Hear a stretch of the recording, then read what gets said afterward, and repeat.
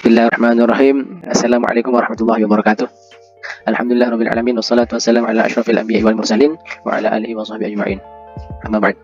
Pada kesempatan kali ini saya akan menjelaskan sedikit atau mempresentasikan mengenai tekstologi dan kodikologi. Adapun materi yang pertama adalah mengenai tekstologi. Adapun tekstologi istilahnya merupakan ilmu yang mempelajari seluk-beluk tentang teks. Adapun dalam teks tersebut terdapat kandungan naskah baik yang bersifat abstrak dan hanya dapat dibayangkan, dan juga di sana berisi tulisan maupun cetakan. Sedangkan yang terdapat pada isi teks itu dapat berupa ide, amanat pengarang kepada pembaca dan lain sebagainya. Dan juga teks ini dapat terjadi pada naskah mudah maupun teks tua.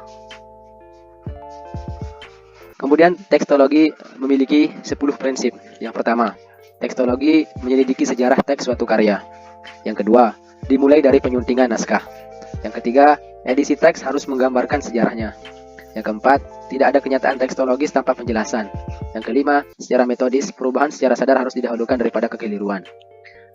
Kemudian yang keenam, teks diteliti sebagai keseluruhan. Yang ketujuh, bahan yang mengiringi teks harus diteliti pula. Yang delapan, perlu diteliti pula sejarah teks dari karya lain. 9, penyalinan dan lembaga penyalinan harus diteliti pula. Dan 10, rekonstruksi teks tidak dapat menggantikan teks yang diturunkan. Kemudian kodikologi ini juga diawali dengan inventarisasi, yaitu dilakukan jika sudah menentukan objek. Kemudian meneliti jumlah naskah, misalnya melihat katalog dalam dan di luar negeri. Adapun katalog merupakan buku yang berisi berbagai naskah dalam suatu koleksi. Dan juga pembagiannya ada katalog deskriptif, kemudian katalog daftar. Kemudian selanjutnya adalah melakukan kritik teks. Sedangkan dalam bahasa Yunani, kritik berasal dari bahasa Yunani yaitu krites yang artinya seorang hakim, juga berasal dari bahasa Yunani krinain atau menghakimi, dan juga kriterion yang artinya dasar penghakiman. Adapun artinya, kritik dan evaluasi seorang filolog kepada teks, meneliti dan menempatkan teks pada tempat yang tepat. Menempatkan teks itu adalah artinya mencari autograf atau karya yang ditulis pengarang, meskipun saat ini sangat sukar. Kemudian juga dalam kodikologi terjadi adanya kesalahan teks, yang dimana menurut Reynolds dan Wilson. Yang pertama itu bisa jadi kesalahan tersebut adalah tulisan tangan kurang jelas, kemudian penggeseran lafal, kemudian haplografi atau penghilangan huruf, dan sound de meme au meme. Kemudian tambahan huruf atau ditografi, kemudian tertukar, bisa jadi terpengaruh kata lain, dan lain sebagainya. Kemudian langkah-langkah yang dilakukan agar tidak terjadi kesalahan. Yang pertama adalah membandingkan satu teks dengan yang lainnya. Kemudian mengkonstruksi, yaitu menggunakan metode stema. Kemudian dalam langkah-langkah memperbaiki teks itu terdapat istilah arketip, hiparketip, omega, alfa, dan beta. Sedangkan juga ada istilah namanya emendasi, yaitu perbaikan atas kesalahan-kesalahan di dalam teks. Kemudian metode penyuntingan. Yang pertama itu penyuntingan edisi naskah tunggal. Kemudian juga edisi naskah jamak. Yang edisi naskah tunggal. Edisi naskah tunggal ini diawali dari pencarian di katalog. Kemudian simpulkan atau kodeks unikus. Sedangkan menurut Robinson ada dua cara dalam edisi naskah tunggal ini, yaitu edisi diplomatik dan juga edisi kritik. Berikutnya adalah edisi naskah jamak. Metode landasan dari edisi naskah jamak, kemudian ada juga metode gabungan. Kemudian istilah transliterasi. Adapun transliterasi ini merupakan cara memperkenalkan kandungan teks.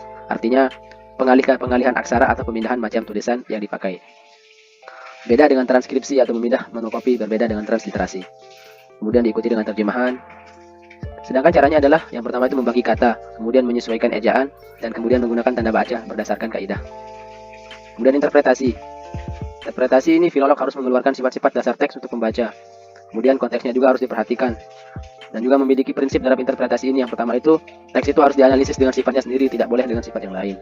Kemudian teks harus diperiksa dengan latar kebudayaannya sendiri, sesuai dengan budaya. Kemudian didekati atau menggunakan beberapa macam pendekatan seperti pendekatan agama, filsafat, sejarah, etika, dan lain-lain. Struktur penelitian filologi terdiri dari pendahuluan, konteks umum naskah yang dikaji, kritik teks, pembahasan naskah dan teks, kemudian kontekstualisasi teks. Psikologi. Adapun sebelum itu kita harus mengenal apa yang dinamakan naskah dan prasasti. Naskah itu merupakan tulisan tangan pada buku dan bahan tulisan tangan. Sedangkan prasasti itu tulisan pada batu bata, logam, gerabah, dan kayu. Kemudian naskah ini panjang, bentuknya panjang, isinya, kemudian informasinya lengkap. Sedangkan prasasti ini cenderung isinya itu pendek, ringkas, yang biasanya berisi untuk pengumuman atau mungkin sebagai penanda, pikiran nama, dan juga jabatan. Naskah ini juga termasuk anonim, sedangkan prasasti ada nama dan tahunnya. Naskah ini banyak karena sering terjadi adanya penyalinan, sedangkan prasasti hanya sedikit. Perbedaan naskah dan teks. Ilmu kodikologi ini mempelajari mengenai naskah, akan tetapi hanya terfokus pada bentuk fisik sebuah dokumen. Sedangkan ilmu tekstologi ini ilmu teks yang berujuk pada tulisan atau kandungan isi dari dokumen tersebut. Jadi kodikologi pada dasarnya hanya sebatas mempelajari fisik dokumen, sedangkan tekstologi berfokus pada isi dari dokumen tersebut, isi dari teks ataupun naskah. Kodikologi. Kodikologi ini berasal dari kata Latin yaitu codex, jamaknya codices, yang berarti naskah atau manuskrip. Manus dan scriptus, handscript. Sedangkan kodikologi ini merupakan pelajaran naskah yang sebagaimana menurut Robson. Sedangkan kodikologi juga ini berupa gulungan, yaitu buku tulisan tangan pada teks kuno, menurut pendapat Barit. Sedangkan kodikologi ini mempelajari bahan, umur, serta tempat dan perkiraan penulisan naskah. Ini menurut pendapat dari Yudaifi. Sedangkan Alphonse Dayen yang merupakan ahli bahasa Yunani dari École Normale Supérieure Paris, dia juga memiliki pengertian sendiri mengenai naskah. Les manuscript yang merupakan ilmu naskah ini terdiri dari sejarah naskah, koleksi naskah, tempat penyimpanan naskah, perdagangan naskah, penggunaan naskah, dan juga penyusunan katalog dan daftar katalog. Karena Alphonse Dayen ini juga merupakan salah seorang yang sangat berperan dalam ilmu kodikologi. Kemudian ruang lingkup kodikologi. Yang pertama itu identifikasi. Ini juga identifikasi ini terdapat beberapa bagian, yaitu sebagai tempat penyimpanan naskah, judul naskah, nomor naskah, jumlah naskah, tanggal penulisan, tempat penulisan, penulis atau penyalin, pemilik naskah, dan informasi lainnya. Kemudian ada bagian naskah yang berisi bahan atau alas, cap kertas, warna tinta, kondisi naskah, jumlah halaman, jumlah baris per halaman, page layout, dan lain-lain. Tulisan juga ada yang berisi aksara, jenis huruf atau khot, tanda koreksi, punktuasi, rubrikasi, iluminasi, ilustrasi, dan lain sebagainya, penjilidan, bahan sampul, rusuk pengikat, motif sampul, dan lain-lain. Kemudian sejarah naskah juga berisi riwayat naskah, kolofon, ciri-ciri kepemilikan naskah, cara memperoleh naskah, penggunaan lainnya, serta catatan lain yang menunjukkan umur atau sejarah naskah. Kemudian ini watermark dan countermark. Watermark sebelah kiri dan countermark sebelah kanan. Tempat penyimpanan naskah. Naskah terbanyak di Indonesia ini terdapat di Perpustakaan Nasional yang menghimpun sejak 2 abad, diawali oleh Batavias, Genostep, Van Kunstein, and Wenenspen. Naskah banyak tersebar di balai bahasa, museum, pesantren, yayasan pemerintah daerah, masjid, perpustakaan universitas, dan istana. Di Yogyakarta, naskah-naskah tersebut terdapat di Kasultanan, Pura Paku Alaman, museum-museum, balai bahasa, balai kajian sejarah dan nilai-nilai tradisional, Gria Dewantara, proyek Javanologi, dan Universitas Gadjah Mada. Sedangkan alas naskah sebagaimana gambar di samping merupakan sesuatu yang dipakai untuk menulis teks sehingga menjadi sebuah naskah. Sedangkan alas yang dipakai itu bisa berupa bambu dan sutra yang berasal dari Cina, daun palma dari India, batu bata dari tanah liat, dari Mesopotamia, papirus, Mesir, baja, linen, velum, sutra, perkamen dari Iran, kertas dari Eropa, kain dari Birma, kulit binatang Ibrani, batu kulit kura-kura, tulang gading. Adapun daluang ini merupakan sejenis kertas yang dibuat secara tradisional dari kulit kayu bagian dalam. Di Indonesia saat ini masih diproduksi di Garut, Purworejo, dan Ponorogo. Watermark merupakan gambar yang membayang di dalam kertas tertua 1282. Watermark yang ada garis tipis horizontal dan garis tebal vertikal berarti sebelum 1810. Sedangkan umur naskah tergantung pada alam dan perawatan. Alam tropis membuat naskah cepat rusak, biasanya maksimal 2 abad bertahannya. Sedangkan yang dimaksud eliminasi, gambar pada halaman 1-2 sebagai pembingkai dan penghiasi teks. Kemudian ilustrasi merupakan gambar pendukung isi teks, menjelas teks terletak di mana saja. Contoh eliminasi dan kemudian katalog, contohnya katalog seperti ini. Sedangkan dalam alur penelitian itu yang pertama adalah penentuan teks, kemudian inventarisasi teks, kemudian deskripsi naskah, kemudian perbandingan naskah dan teks, keuntungan teks, terjemahan teks, dan kemudian analisis isi. Sedangkan penentuan teks itu diuji melalui 3 aspek. Yang pertama potensi naskahnya, kemudian yang kedua metode dan pendekatan yang digunakannya bagaimana, kemudian ketiga konteks yang akan ditelitinya itu apa.